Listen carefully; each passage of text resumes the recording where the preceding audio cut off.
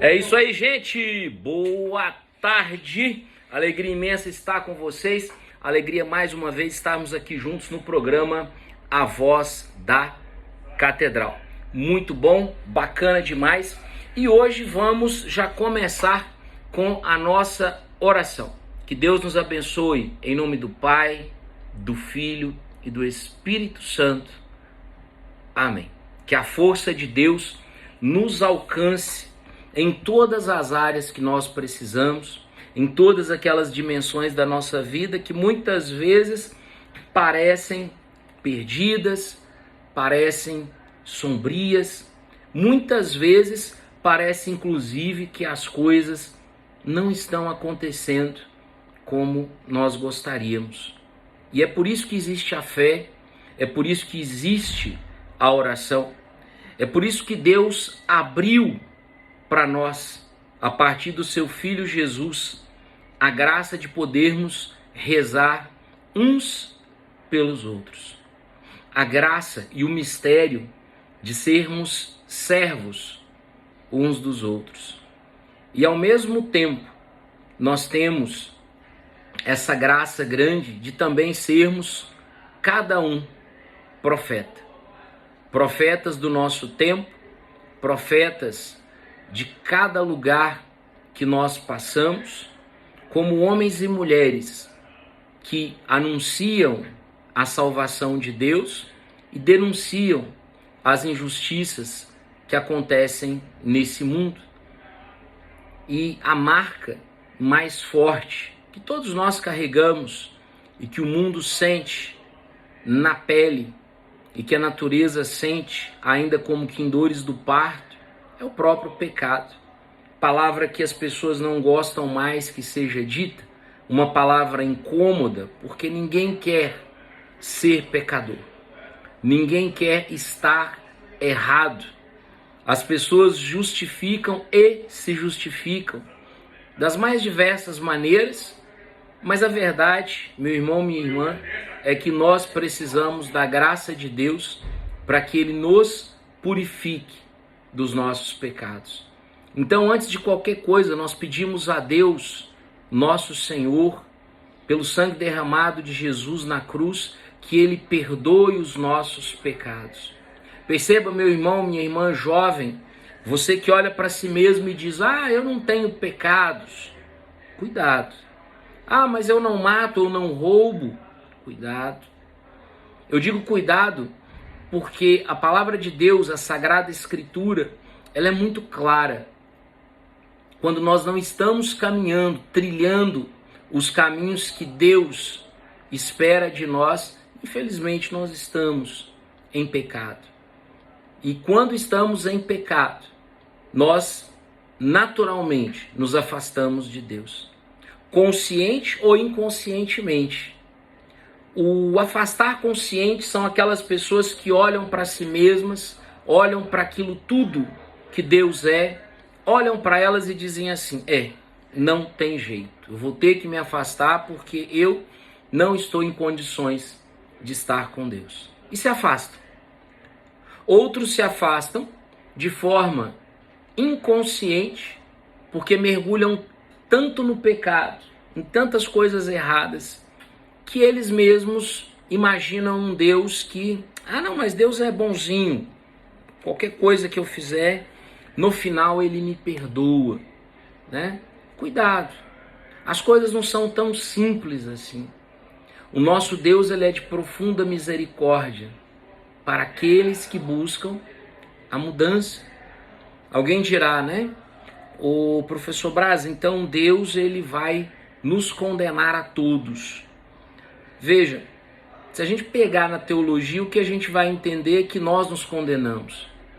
Quando nós tapamos o nosso ouvido para aquilo que Deus quer, quando nós cortamos os sacramentos da nossa vida, eu não comungo, eu não me confesso, eu não dou valor ao meu batismo.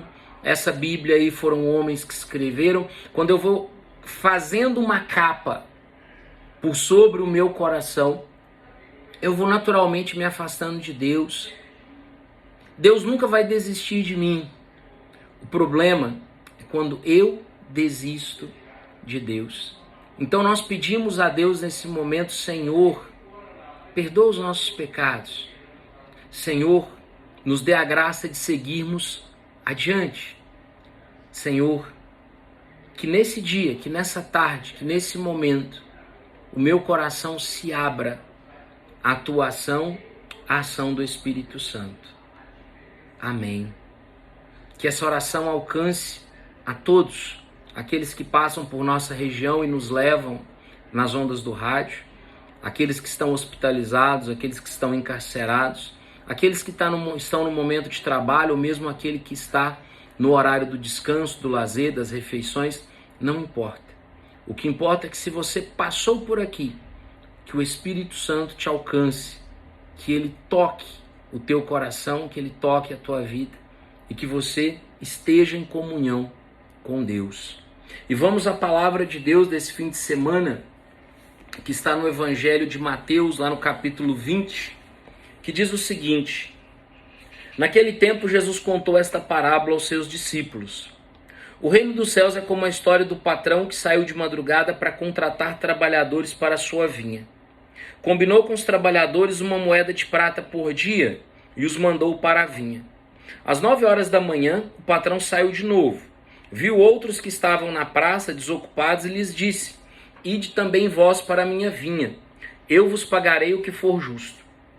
E eles foram.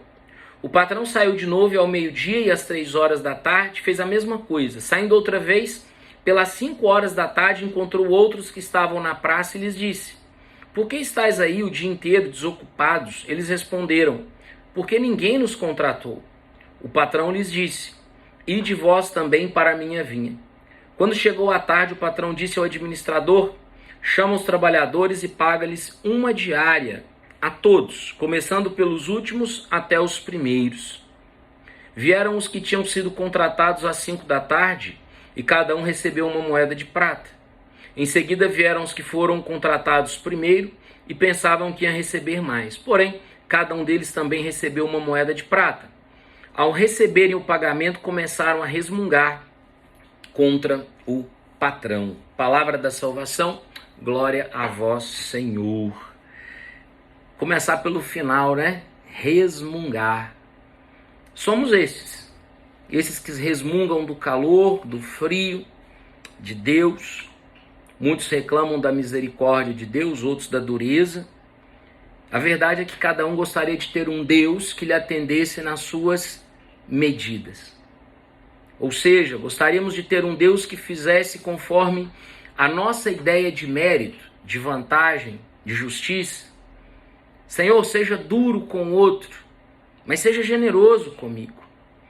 Senhor, trata o outro com dureza, com aspereza, para que ele sinta que me machucou. Quanto a mim, os que eu machuquei, que eles me perdoem, porque eu sou assim, fraco, frágil, a carne. Entenda, buscamos um Deus que não é o Deus, mas que fosse o Deus das minhas conveniências. E essa palavra, ela traz um mistério em si mesma. E que mistério é esse? Né? O mistério da missão, bem como o mistério da recompensa daqueles que entregam a sua vida à missão. Como assim? Se nós pensarmos, né, que esse dono da vinha, o senhor da vinha, ele veio em horários diferentes e foi chamando até a hora última, 17 horas. E o que se pensou? Aqueles que foram chamados lá na primeira hora, eles tinham sido, né, contratados e havia uma combina. Tá aqui, é uma moeda de prata para você trabalhar para mim o dia todo. Ok? Ok? E a cada hora o Senhor foi chamando outros, até chegar naqueles da última hora. E quando veio a hora do pagamento, achei interessante, né? Paga os que eu chamei por último, primeiro, e depois até chegar os que eu chamei primeiro, né? Paga primeiro os que eu chamei por último, e depois vai pagando até aqueles que eu chamei primeiro. Bom, Os que receberam por último ficaram indignados. Poxa, nós trabalhamos muito mais que todos e não vamos receber a mais.